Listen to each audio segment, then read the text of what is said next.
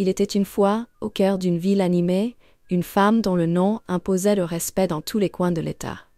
Son nom était Qin Wei, populairement connue sous le nom de Lady Si. Pour les riches, elle était un symbole de pouvoir et d'influence, et tout le monde aspirait à lui ressembler. Lady Si possédait plusieurs entreprises dans le pays et pouvait passer pour l'une des femmes les plus riches du pays. Elle n'était pas seulement riche, elle était aussi influente, intouchable et bien connectée. Et c'est peut-être là l'une de ses plus grandes faiblesses.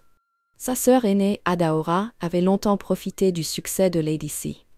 Grâce aux relations de sa sœur, Adaora a ouvert des maisons de couture, parcouru le monde et côtoyé la crème de la crème.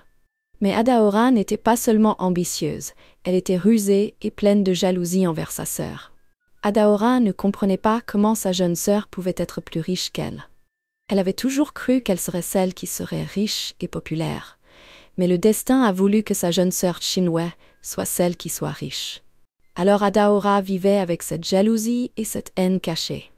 Elle rendit visite à sa sœur un soir, avec une suggestion qui finit par tout changer. « Lady Si, dit-elle d'une voix calme, tu as besoin d'une protection spirituelle. Toute cette richesse, les gens te regardent. L'envie est réelle. Tu dois trouver un pasteur qui intercédera toujours en ta faveur pour s'assurer qu'aucun plan maléfique ne se réalise dans ta vie. » Lady Si rigola et lui demanda si elle voulait qu'elle quitte ses entreprises pour commencer à fréquenter l'église. Adaora sourit et lui répondit qu'elle devait le faire si elle voulait vivre longtemps pour profiter de son argent. « J'ai une église qui serait parfaite pour toi. » La pasteur est une femme de Dieu très influente, réputée pour être la meilleure du pays. Son église Power Missions est un lieu de miracles et de témoignages. Madame C, impossible de réussir sans un soutien spirituel, dit-elle à sa sœur qui fut entièrement d'accord. C'est ainsi que Lady C décida de se rendre à l'église. Sa sœur Adaora l'accompagna un matin fatidique pour la présenter au pasteur, surnommé Madame Miracle. Lady C a été immédiatement accueillie par l'église. Bientôt, une chaise spéciale fut placée à l'avant de l'église, réservée uniquement à Lady Si. Chaque fois qu'elle venait à l'église, elle s'asseyait sur la chaise et écoutait le sermon du pasteur, qui lui donnait tant de prophéties sur sa vie. « Dieu est sur le point de vous élever encore plus », disait-elle souvent à Lady Si, qu'elle persuadait de donner de l'argent pour les prières. Et ainsi, tout a commencé. On a demandé à Lady Si de semer 10 millions de Naira pour briser les malédictions fondatrices. Une semaine plus tard, 15 millions de Naira supplémentaires ont été versés pour protéger son entreprise du mauvais œil. Puis 20 millions de Naira pour sécuriser son destin contre une attaque spirituelle. Lady Si, désireuse de protéger son empire, paya les sommes demandées. Sa sœur l'a encouragée à prendre les prophéties au sérieux, car aucune somme d'argent ne vaut la peine de perdre sa richesse et son statut. « Tu n'es pas n'importe qui, c'est. Tu es la femme la plus puissante que je connaisse. S'il t'arrivait quelque chose, nous serions tous finis. » Lady Si hocha la tête, submergée par la peur qui était maintenant déguisée en foi. Et donc, elle a donné, et en quelques mois, Miracle Madame avait Lady Si sur sa liste de contacts abrégée. Elle n'attendait plus la messe pour la voir. Des séances privées avaient lieu dans son bureau, et chaque prophétie avait un prix. Chaque rêve, chaque vision, chaque révélation lui a coûté des millions. Mais Lady Si croyait tout cela. Elle a commencé à s'isoler. Elle ne validait plus aucun projet sans demander à Madame Miracle une autorisation spirituelle. Elle a ignoré son instinct commercial et s'est entièrement appuyée sur les instructions divines fournies par Madame Miracle. Ses managers commencèrent à se plaindre et les associés se retirèrent. Mais Lady Si ne l'écouta pas. Elle était convaincue que sa fortune était menacée spirituellement et qu'elle devait faire tout ce qu'on lui demandait pour la protéger. C'est à cette époque que son seul frère, Eze, est venu lui rendre visite avec sa femme Ebele et leurs 2 enfants. Ebele était une femme simple et bienveillante qui avait un grand respect pour Lady Si. Ses enfants adoraient leur tante et avaient toujours hâte de visiter son manoir. Ils ont ri et joué autour de son manoir comme si c'était leur maison, et pendant un bref instant, la maison leur a semblé à nouveau être une famille. Mais sa sœur Adaora, Ebele, de tout son cœur, a tout fait pour empoisonner l'esprit de Lady Si envers Ebeled. Un soir, elle s'est adressée à sa sœur pour porter plainte. Ebele est une imposture, dit-elle en tordant les lèvres tout en continuant à parler. J'ai un mauvais pressentiment à son sujet, et je te conseille de ne pas te laisser prendre à ses agissements hypocrites et prétentieux. Elle agit uniquement pour ce qu'elle peut obtenir de toi. Je parie qu'elle fait tout ça parce qu'elle veut quelque chose de toi, dit-elle à Lady C, qui s'efforçait de ne pas croire ce que sa sœur disait. Cependant, quelques jours plus tard, Ebele a approché Lady C avec un dossier, la suppliant de l'aider à trouver un emploi. « Ma tante, j'ai étudié les ressources humaines et j'ai postulé à des emplois sans succès.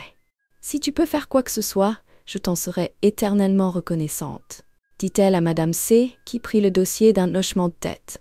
Dépose ton CV sur la table, dit-elle à Ebele, promettant de faire quelque chose.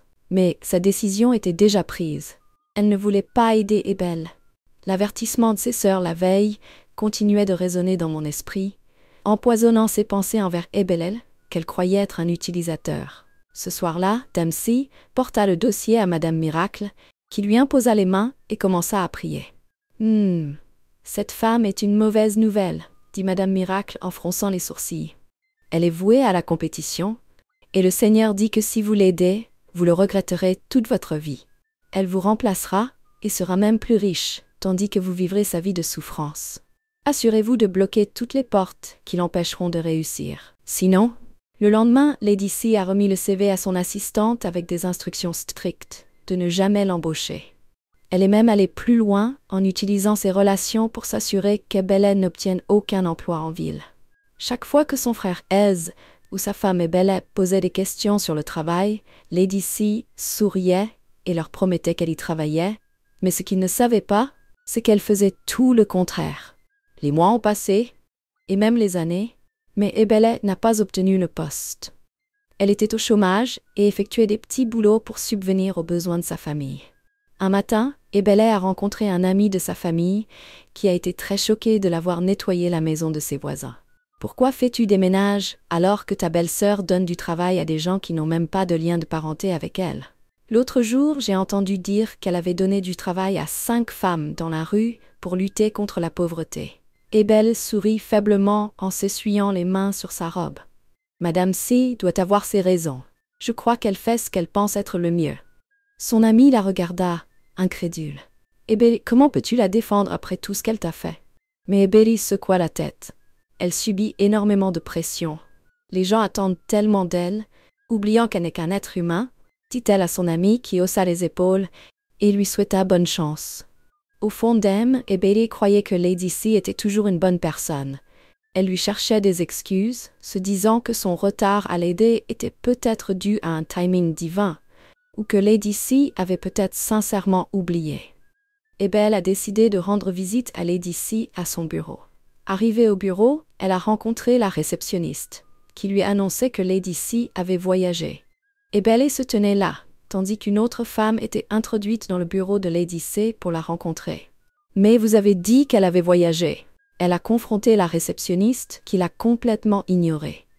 Ebele, à ce moment-là, sentit que quelque chose n'allait pas. Elle se tourna pour partir, quand soudain elle aperçut Madame C, sortant de son bureau avec son sac. « Tante !» cria-t-elle en s'approchant d'elle. Lady C se retourna brusquement, son expression devint dure et froide au moment où elle vit Ebele s'approcher. « Que fais-tu ici ?» demanda-t-elle, sa voix suffisamment aiguë pour fendre l'air. Ebele fit un pas en avant et commença à parler. « Ma tante, je suis juste venue vérifier le travail que tu m'avais promis. »« Pour faire quoi ?» s'exclama Lady C, assez fort pour que le personnel à proximité interrompe son activité. « Pour quémander à nouveau un emploi ? Pour pleurer et se faire passer pour une victime ?» Ebele se figea sous le choc, alors qu'elle regardait Lady C tendre son poignet et la pointer du doigt. « Écoute-moi bien, femme, tu vois toute cette humilité et ce doux langage que tu as toujours ? Ça ne me touche pas. Je connais ton genre. Tu es venue dans cette famille pour grimper, mais je ne te laisserai pas me grimper dessus. » Les yeux d'Ebele se remplirent de larmes alors qu'elle essayait de se défendre. « Tante, ce n'est pas vrai. Je voulais juste de l'aide pour un travail. »« N'ose même pas m'appeler tante », aboya Lady C avec colère. « Je ne suis pas ta compagne, et encore moins ta tante. Je ne te dois rien. Tu me comprends ? Tu n'as droit ni à mon argent, ni à mon aide. » dit-elle à Ebele, qui resta figée, tandis que le silence s'installait dans le couloir. Si je te croise à nouveau près de chez moi ou de mon bureau, poursuivit Lady C, baissant la voix, mais la rendant encore plus venimeuse, je te ferai honte au plus haut point. Tu devrais avoir honte de te jeter sur moi comme un mendiant. Ma tante, murmura Abel, la voix brisée, je n'ai jamais voulu t'offenser. Je suis juste venue vérifier l'avancement du travail que tu m'avais promis. Sortez! Cria Lady C en s'éloignant d'elle, sans se retourner. Abel resta immobile un instant, sa dignité brisée. Elle se retourna pour partir et remonta le couloir. Abel essaya de toutes ses forces de retenir ses larmes, mais ses larmes coulèrent librement comme une fontaine. Elle ne pouvait pas comprendre ce qu'elle avait pu faire à Lady C pour justifier un tel niveau de colère. Lady C, depuis le siège arrière de sa voiture, regardait Abel monter à bord d'un tricycle de l'autre côté de la route. Elle a sorti son téléphone et a appelé son pasteur, à qui elle a raconté tout ce qui s'était passé avec Abel. « Madame Miracle, j'étais si heureuse de l'entendre. Bravo, fille de Sion. Le Seigneur est content de toi, car tu protèges ton trône. Cependant, la bataille n'est pas encore terminée. Il faut envoyer 5 millions pour des prières spéciales, dit-elle à Lady C, qui envoya immédiatement l'argent sans délai. Au fil des mois, la présence de Lady C dans l'église est devenue plus prononcée. Sa chaise devint comme un trône où elle s'assit. L'église alla même jusqu'à y installer une plaque dorée portant l'inscription « Réservée à son Excellence, Lady C ». Un dimanche, Lady C arriva à l'église et trouva sa chaise recouverte d'une étrange poudre. Elle essaya de l'essuyer, mais soudain elle s'effondra au sol, inconsciente. Elle a été transportée d'urgence à l'hôpital, où une série d'examens ont été effectués, révélant un cancer du sang de stade 4. Le médecin a également précisé qu'il ne lui restait que quelques semaines à vivre. Lady C vit sa santé décliner à un rythme effroyable. Elle s'affaiblissait de plus en plus, et la nouvelle de sa mauvaise santé commença à se répandre dans les tabloïds qui révélèrent qu'il ne lui restait que quelques semaines à vivre. Ses associés ont commencé à se retirer de l'entreprise, craignant son décès. Les actions de son entreprise se sont effondrées en bourse, les investisseurs ayant commencé à retirer leurs investissements. Lady C a envoyé chercher le pasteur, qui l'a informé qu'elle était attaquée. Vous devez semer une graine spéciale de 50 millions de Naira pour une prière de délivrance de 7 jours. Sinon, la maladie vous consumera complètement. Lady C, désespérée de guérir, a payé l'argent sans réfléchir à 2 fois. Cependant, rien n'a changé dans sa santé. Ses cheveux ont commencé à tomber et sa peau est devenue pâle. Ses forces ont commencé à lui manquer, alors qu'elle restait à l'hôpital. Les coûts des traitements ont grimpé en flèche et son entreprise a commencé à souffrir.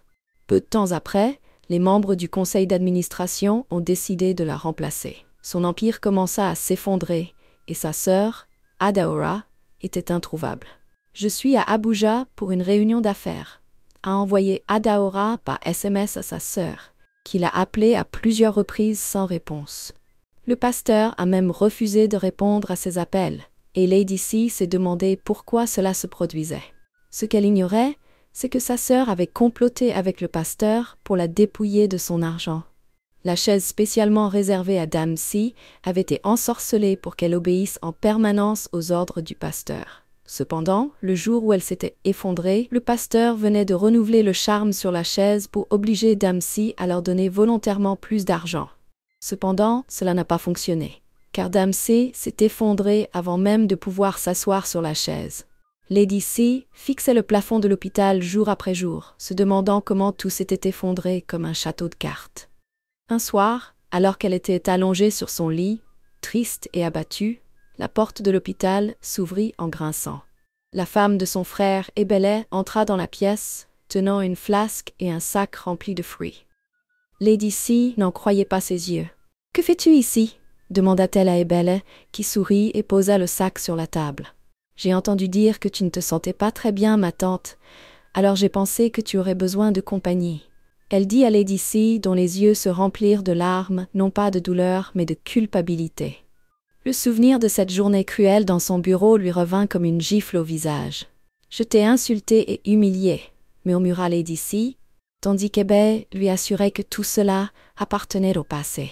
« Je sais que tu étais sous pression ce jour-là, » dit-elle à Lady C, qui ne pouvait pas croire à quel point elle était cruelle envers une femme si compatissante qui ne lui avait montré que de l'amour et du respect. Lady C a demandé son téléphone alors qu'elle commençait à composer quelques numéros, les suppliant de garantir un emploi à Ebele. Toutes les personnes qu'elle a appelées étaient au courant de son état de santé et n'étaient pas disposées à l'aider. Lady C n'en revenait pas de sa chute. De l'une des figures les plus vénérées de l'État, elle était désormais une femme malade, sans pouvoir ni influence, et pire encore, personne ne voulait lui rendre service. Mais Ebele est restée. Elle venait chaque matin avec des repas chauds dans des gourdes, des jus de fruits fraîchement pressés, des serviettes propres et des sourires doux. Elle nettoyait la chambre de Lady C, lui massait les pieds, l'aidait à se baigner lorsque les infirmières n'étaient pas là, et restait même assise avec elle pendant des heures, lui parlant et lui tenant les mains lorsqu'elle était trop faible pour parler. Les médecins et les infirmières ont commencé à remarquer sa présence constante. « C'est sa belle-sœur », chuchota une infirmière à une autre. « Elle vient tous les jours. On dirait sa fille. » Ebele n'a jamais évoqué le passé.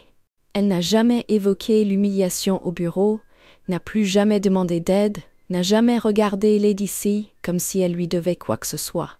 Elle l'aimait et la servait simplement, avec son cœur.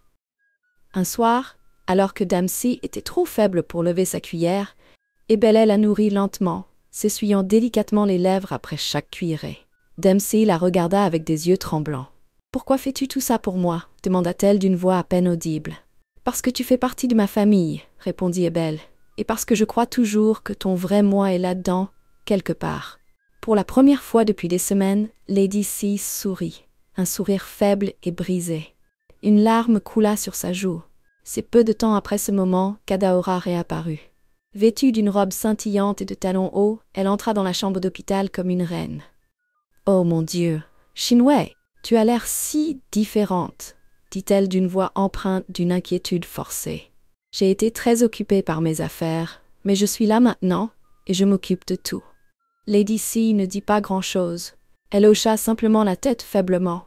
Au cours des jours suivants, Adaora commença à téléphoner, non pas à des médecins ou à des aides-soignants, mais à des avocats et à des gestionnaires de succession. Elle s'enquit de l'état des biens de sa sœur. Elle insista pour que sa sœur signe des procurations. « On ne sait jamais, Chinwei, » murmura-t-elle un matin, « les choses pourraient mal tourner.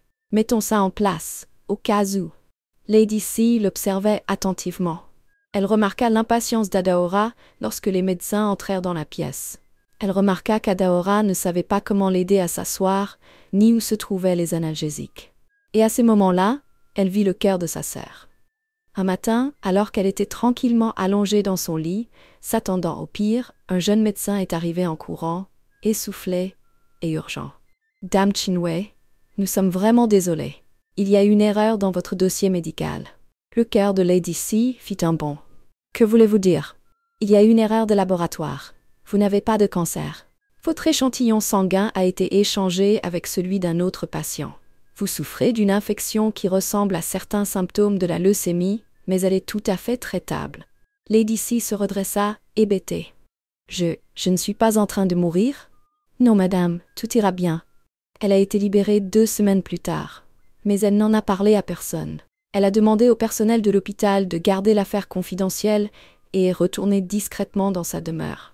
Elle s'est comportée faible, fragile, comme si la mort était encore imminente. Adaora a repris ses visites quotidiennes, insistant pour la signature de documents.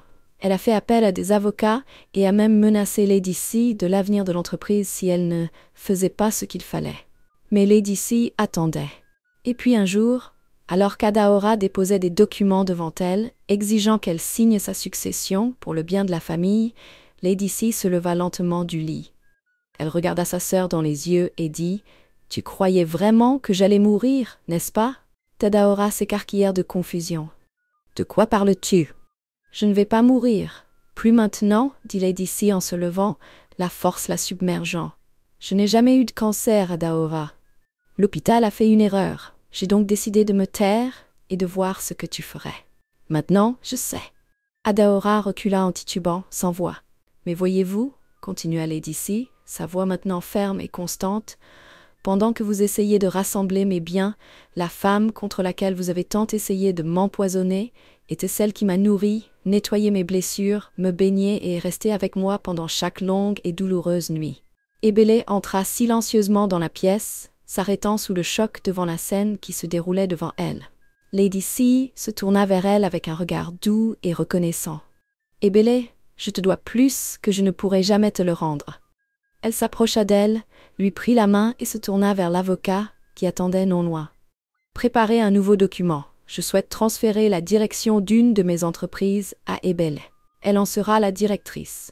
Et assurez-vous que ce soit clairement indiqué. C'est permanent. » Adaora a crié. « Tu ne peux pas faire ça. »« Oh, je peux, » dit Lady C d'une voix froide. « Et je le ferai, parce que j'ai enfin ouvert les yeux pour voir qui s'en soucie vraiment, et qui n'est venu que pour le festin des vautours. » Lady C serra Ébélé fort dans ses bras. « Désormais, je ne m'entoure de personnes qui m'aiment que lorsque je n'ai rien. » Et c'est ainsi que Lady C, autrefois redoutée, commença à reconstruire sa vie et son entreprise. Elle revint en force, renaissant tel un phénix, ayant goûté aux cendres, et appris à nourrir les feux qui valaient la peine d'être brûlés.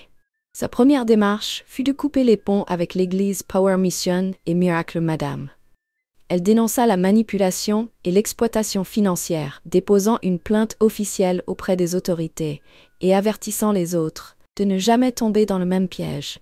Les médias s'en donnèrent à cœur joie et Miracle Madame quitta le pays, son empire de tromperie s'effondrant comme la poussière.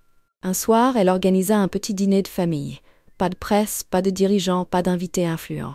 Juste Aise et Ébélé, leurs enfants. Lady C s'essuya les yeux doucement, submergée par l'émotion. « J'étais aveugle, » dit-elle doucement, la voix tremblante. « Mais Dieu s'est servi de ma maladie pour m'ouvrir les yeux. Ceux qui crient ton nom dans la foule ne t'aiment pas tous. Mais certains, comme toi, Ébélé, aiment en silence. » Elle se tourna vers son frère, Aise, qui avait les larmes aux yeux. « Je remercie Dieu d'avoir accueilli votre femme dans cette famille. Sans elle, je serais peut-être mort seule et amère. » Adaora, d'autre part, a tout essayé pour revenir dans la vie de Lady C.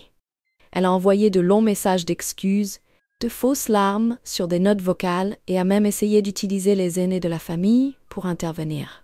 Mais Lady C a répondu par une phrase simple. « Je te pardonne, Adaora. Mais je ne pense pas que je veuille de toi dans mon espace, pas maintenant. Je te soutiendrai toujours, quoi qu'il arrive. » Adaora, lisant le message, était brisée. Elle n'aurait jamais imaginé que la vie révélerait son avidité et son amertume de manière aussi publique et humiliante. Son masque d'inquiétude soigneusement conçu était complètement tombé, et pour la première fois de sa vie, elle avait dû faire face à la vérité. Elle avait perdu sa sœur, non pas à cause de la mort, mais à cause de sa propre trahison. La leçon à tirer de cette histoire est que rien ne reste caché sous le soleil. Le véritable caractère ne se révèle pas dans les moments de richesse et de pouvoir, mais dans les moments de faiblesse et de désespoir. L'avidité, l'envie et la tromperie peuvent prospérer un temps, mais elles finissent par s'effondrer sous le poids de la vérité. L'esprit est un outil très puissant, capable de façonner notre réalité, pour le meilleur comme pour le pire. Nous devons donc apprendre à nourrir notre esprit d'énergie positive, car cela guidera notre trajectoire de vie. De plus, l'amour, l'humilité et la loyauté, comme ceux incarnés par Ébélé, brillent de mille feux dans les moments les plus sombres. Ne sous-estimez jamais les cœurs paisibles qui vous soutiennent lorsque vous n'avez rien à offrir. Ils sont la véritable richesse de la vie. Et surtout, le discernement est essentiel, car tous les visages souriants ne sont pas bien intentionnés et toutes les âmes humbles ne convoitent pas votre trône. J'espère que vous avez apprécié l'histoire.